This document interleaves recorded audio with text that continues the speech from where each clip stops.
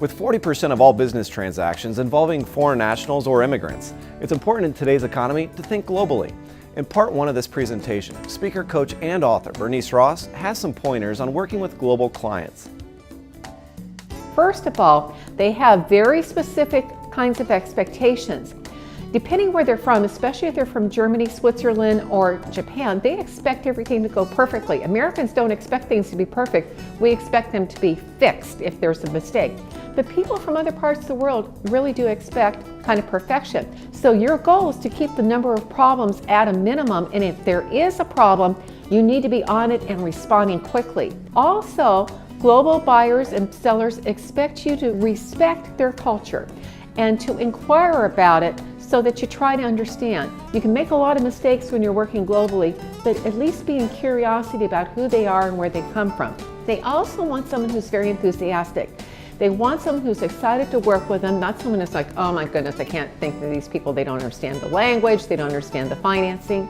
They want someone who's excited to work with them. They also expect you to be very polite. Watch your language, and with most people from overseas and from other countries, you need to be more formal because that's their culture. Now, the biggest mistake that you can make when you're working with a global client is to violate their confidentiality.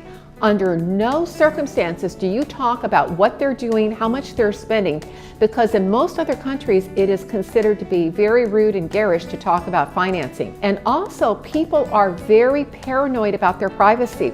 They don't want other people to know in other countries. Their cultures are, they don't want people to know about their finances. We had neighbors from the UK.